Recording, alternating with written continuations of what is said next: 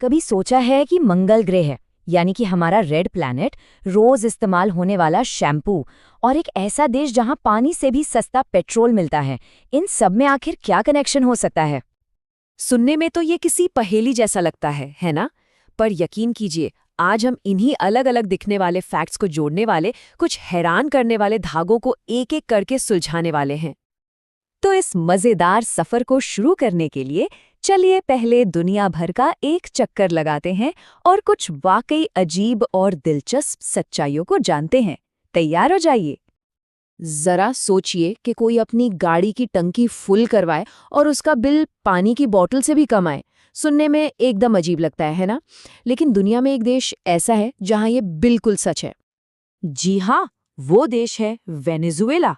वहां तेल के इतने बड़े भंडार हैं और सरकार इतनी सब्सिडी देती है कि पेट्रोल सचमुच अविश्वसनीय रूप से सस्ता है। यह एक बहुत ही अनोखी आर्थिक सिचुएशन है। और देखिए, दुनिया की सैर कुछ और अनोखी बातों के साथ जारी है। थाईलैंड में सफेद हाथियों को बहुत पवित्र माना जाता है, तो वहीं इंग्लैंड क्रिकेट का जुनून है।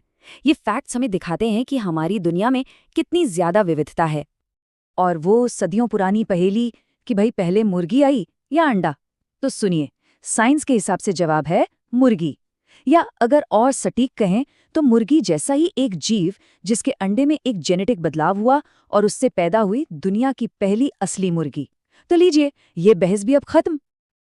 तो चलिए दुनिया की इन अनोखी बातों से अब जरा नजदीक आते हैं, उस साइंस की तरफ जो हर वक्त हमारे आसपास मौजूद है, लेकिन हम अक्सर उस पर ध्यान नहीं देते।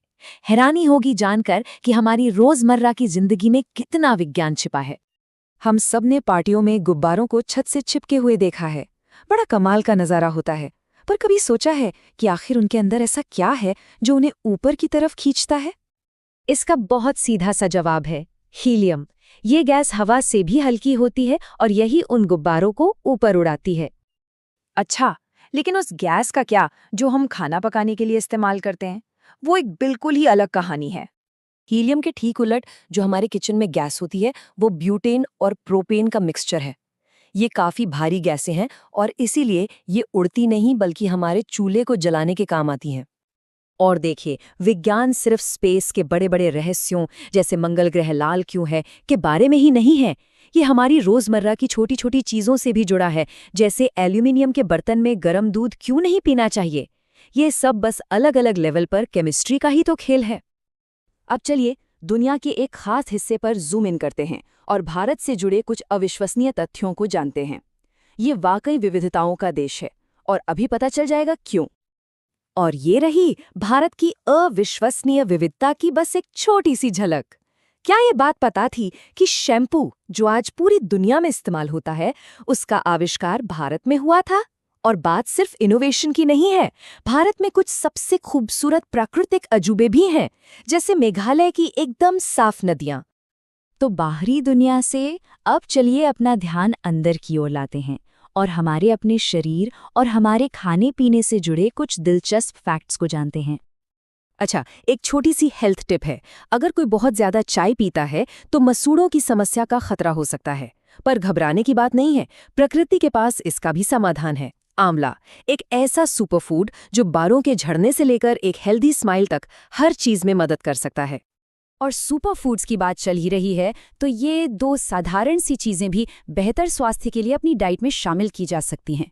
पपीता पाचन के लिए बहुत अच्छा होता है और लौकी एक बेहतरीन नेचुरल डिटॉक्सिफायर है। और अब मानव शरीर के बारे में एक ऐसा फैक्ट जो शायद दिमाग घुमा दे। हमारी जबान मतलब जीभ, जो हमें बोलने, स्वाद लेने और निगलने में मदद करती है, उसमें एक भी हड्डी नहीं होती।